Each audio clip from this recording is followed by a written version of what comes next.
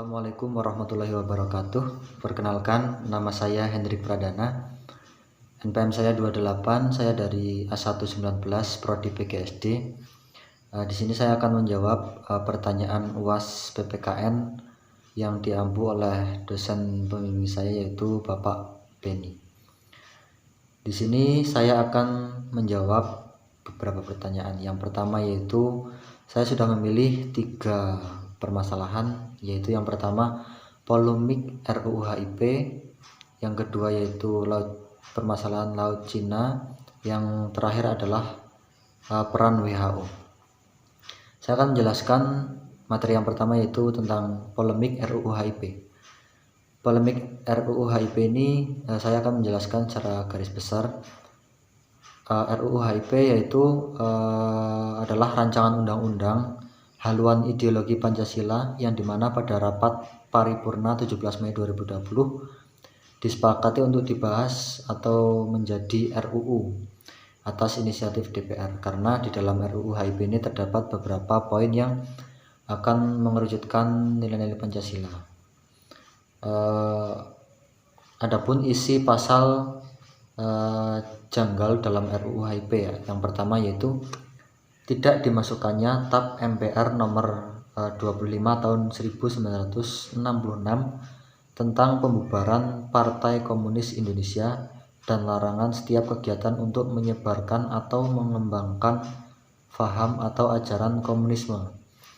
Yang kedua adalah pada pasal 7 RUU HIP terdapat frasa ketuhanan yang berkebudayaan. Di sini ada beberapa ayat ya. Yang selanjutnya yaitu dari isi pasal yang janggal membuat RUU HIP tersebut menuai perselisihan banyak pihak. Jadi dari tadi yang sudah saya bacakan mengenai isi pasal tentang RUU HIP, ternyata banyak menuai kejanggalan dan menuai kontra dari berbagai pihak. Yang selanjutnya yaitu menilai kebijakan alternatif untuk memecahkan masalah. Di sini ada beberapa kebijakan dari pemerintah. Yang pertama, ini ada aspek substansinya. Presiden menyatakan bahwa TAP MPR nomor 25 tahun 1966 itu masih berlaku, mengikat dan tidak perlu dipersoalkan lagi. Yang kedua yaitu menurut Menteri Menko-Polhukam Mahfud MD, TAP MPR tersebut merupakan produk hukum mengenai pengaturan undang-undang dengan mengikat. Di sisi yang ketiga yaitu di sisi lain pemerintah memandang rumusan Pancasila yang sah adalah rumusan yang disahkan oleh PPKI. Jadi itu beberapa poin tentang kebijakan oleh pemerintah. Yang selanjutnya itu mengembangkan kebijakan publik. Ini kebijakan menurut saya pribadi. Yang pertama, menetapkan tujuan utama dibuatnya atau dirumuskannya suatu RUU. Yang kedua, mengusulkan suatu pembuatan atau perubahan RUU atas kesepakatan elemen masyarakat. Yang ketiga, isi dari suatu RUU tidak menyimpan dari dasar hukum negara, yaitu Undang-Undang 45. Yang keempat, setelah mendapat kesepakatan dari masyarakat, RUU dilaporkan kepada Presiden untuk dibahas kembali. Yang kelima, Presiden memimpin rapat guna membahas RUU dan mengesahkan RUU tersebut. Jadi 5 hal tadi yang sudah saya sebutkan itu kebijakan menurut saya pribadi. Yang selanjutnya itu mengembangkan suatu rencana tindakan. Yang pertama, membuat petisi mengenai perubahan RUU. Jadi kita membuat petisi tentang perubahan RUU HIP menjadi RUU. Yang kedua, menunggu keputusan dari Presiden. Setelah petisi diajukan, maka kita menunggu keputusan dari Presiden. Yang ketiga itu memberantas fraksi-fraksi yang berbau komunis. Yang keempat, memanfaatkan teknologi informasi menyebarkan RUU kepada masyarakat. Jadi setelah RUU itu disepakati, maka RUU dapat disebarkan melalui media sosial kepada masyarakat. Yang terakhir adalah mempertimbangkan pemberlakuan GBHN kembali. Jadi itu adalah pembahasan materi yang pertama secara garis besar dari saya. Lanjut untuk permasalahan yang kedua, yaitu tentang kasus Laut Cina Selatan. Pada kasus Laut Cina Selatan ini sebenarnya Laut Cina Selatan adalah di mana sebuah laut yang di dalamnya mengandung banyak sekali sumber daya alam. Di sini Laut Cina Selatan menyimpan perikanan yang menggiurkan, cadangan minyak, cadangan gas yang diperkirakan pejabat Amerika Serikat setidaknya setara dengan cadangan minyak di Meksiko dan merupakan cadangan minyak kedua terbesar setelah Arab Saudi. Jadi Laut Cina Selatan ini adalah laut di mana banyak sekali sumber daya alam yang akhirnya diperebutkan oleh beberapa negara, yang diantaranya yaitu ada Malaysia, Brunei, Filipina, Vietnam, dan terutama adalah Cina. Di sini Cina menganggap bahwa sebagian besar Laut Cina Selatan itu adalah milik dari Cina, dan akibat dari Cina ini menuai banyak sekali kontra dari berbagai negara. Di sini sudah ditetapkan di konferensi PBB bahwasanya sudah ditentukan tentang hukum laut UNCLOS yang mengatur zona kontrol militer berdasarkan garis pantai. Akan tetapi di sini Cina menganggap bahwa Laut Cina Selatan ini adalah milik sebagian besar adalah miliknya, padahal pada konferensi PBB sudah ditentukan zona kontrol militer berdasarkan garis pantai. Dari permasalahan ini banyak sekali dari negara-negara tetangga yang kurang setuju dengan keputusan dari Cina tersebut. Untuk itu, kebijakan alternatif Laut Cina Selatan di Indonesia. Yang pertama, mengambil langkah strategis dalam konflik Laut Cina Selatan dengan menamai ulang kawasan perairan zona ekonomi eksklusif yang berjarak 200 mil dari pulau terluar Natuna menjadi Natuna Utara. Jadi di sini zona ekonomi eksklusif ini dirubah menjadi Natuna Utara.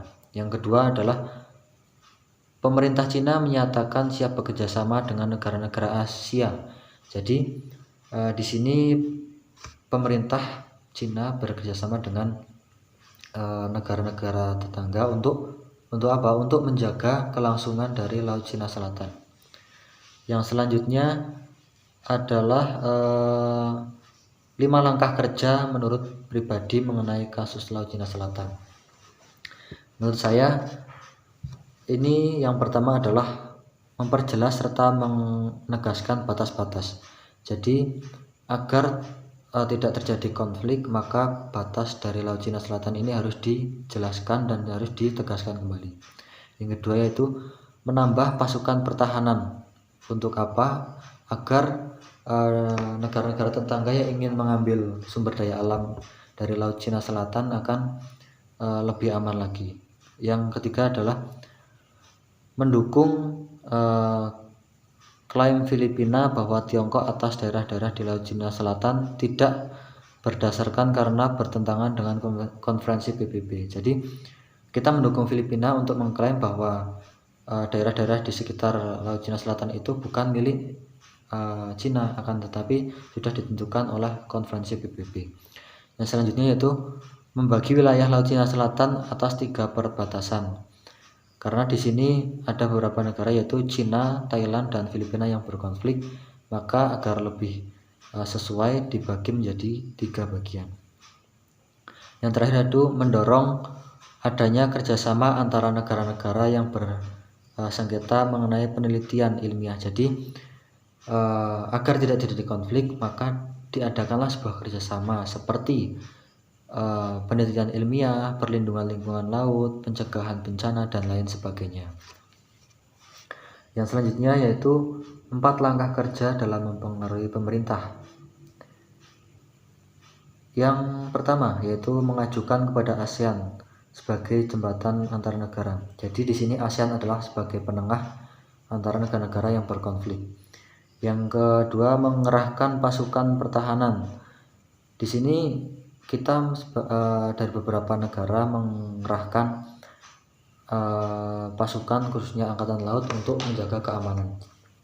Yang ketiga yaitu mengajukan kepada PBB untuk mengklarifikasi konferensi PBB. Jadi agar lebih jelas lagi, kita ajukan lagi tentang konferensi PBB tentang batas-batas laut Cina. Yang keempat adalah menggunakan PBB sebagai media dalam membagi perbatasan. Jadi agar lebih adil dan lebih jelas, kita menggunakan PBB sebagai organisasi dunia untuk membagi wilayah-wilayah Laut Cina Selatan. Yang terakhir, mengadakan kegiatan bersama berupa kerjasama antar negara, yaitu sama seperti tadi. Dengan kita mengadakan kerjasama maka akan terjalin sebuah keeratan antara beberapa negara tersebut. Yang terakhir, materi terakhir yaitu tentang WHO, yaitu peran WHO dalam mengatasi pandemi corona.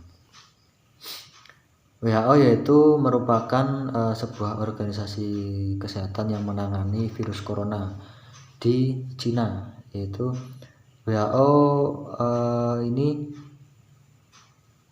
ditunggu-tunggu oleh seluruh dunia adalah pengembangan sebuah vaksin anti COVID-19. Jadi WHO ini membuat vaksin anti corona atau COVID-19.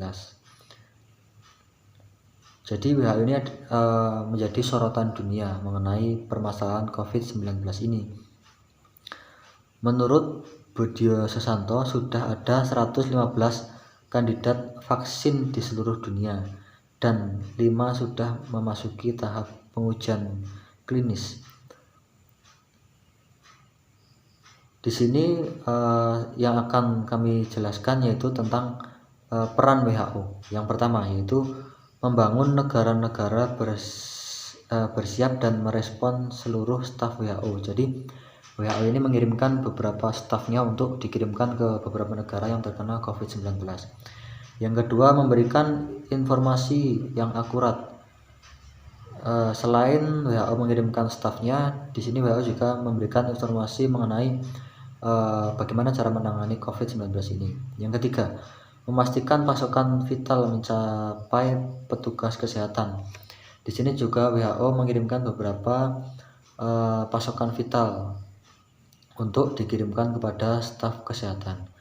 Yang keempat yaitu pelatihan dan mobilitas petugas kesehatan. Di sini WHO sebagai organisasi kesehatan dunia di sini juga melakukan pelatihan terhadap penanganan COVID ini. Yang terakhir yaitu mencari vaksin laboratorium di banyak negara dengan melakukan tes untuk mendapatkan vaksin COVID-19. Seperti yang tadi saya jelaskan, di sini WHO melakukan beberapa tes untuk mendapatkan vaksin COVID-19 ini. Yang selanjutnya, menilai kebijakan dari pemerintah. Dukungan terhadap bidang kesehatan efektif karena dukungan pemerintah terhadap bidang kesehatan sudah cukup sesuai. Intensif bulanan tenaga medis efektif karena kinerja tenaga medis lebih banyak sehingga bulanan tenaga medis juga harus sesuai. Jadi di sini perlindungan sosial efektif karena penerimaan manfaat PHK program keluarga harapan naik dari 9,2 juta keluarga menjadi 10 juta keluarga penerima manfaat. Bantuan kepada pemerintah kartu juga naik sekitar jadi di sini pemerintah memberikan beberapa bantuan seperti bantuan kepada masyarakat berupa kartu yang tadinya sekitar 33% dari 15 150.000 menjadi 200.000. Otomatis di sini pemerintah sangat membantu dalam penanganan COVID ini. Yang selanjutnya yaitu mengembangkan kebijakan publik. 5 kerja nyatanya ya. Yang pertama yaitu kita menjaga jarak, melakukan olahraga, cuci tangan atau menjaga kebersihan. Yang selanjutnya yaitu menggunakan masker untuk menutupi hidung dan juga mulut kita. Yang terakhir yaitu kita haruslah menghindari kerumunan. Yang selanjutnya, yang terakhir yaitu mengembangkan suatu rencana tindakan untuk meyakinkan pemerintah. Yang pertama, mengajukan kebijakan yang sudah kita buat itu kepada pemerintah. Yang kedua, mensosialisasikan kepada masyarakat kebijakan yang sudah kita buat itu, kita sosialisasikan kepada masyarakat. Yang ketiga yaitu memperkuat landasan aturan, yaitu memperkuat aturan yang sudah kita buat agar dapat dipatuhi dan juga dilaksanakan oleh masyarakat. Yang keempat yaitu menyebarluaskan informasi. Di sini dimaksudkan setelah kita membuat peraturan tersebut, maka kita infokan peraturan tersebut kepada masyarakat. Yang terakhir yaitu memanfaatkan kebijakan tersebut agar mengurangi penyebaran virus corona. Itu yang dapat saya sampaikan, kurang lebihnya mohon maaf. Apabila banyak kekurangan, itu sebagai PR kita bersama untuk kita lebih giat lagi dalam mencari sebuah informasi. Saya akhiri, bila taufiq wal hidayah. Assalamualaikum warahmatullahi wabarakatuh.